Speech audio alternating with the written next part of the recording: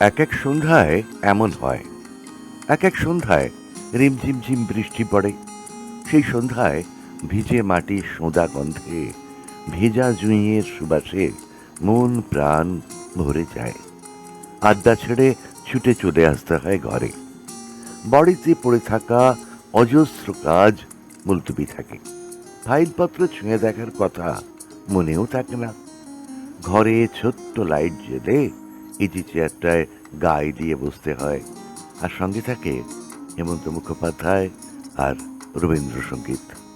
এক এক সন্ধ্যায় এমন হয়। কখন যে সন্ধে রাত হয়ে যায়, কখন যে রাত ভোর হয়ে যায়, খেয়ালই থাকে না।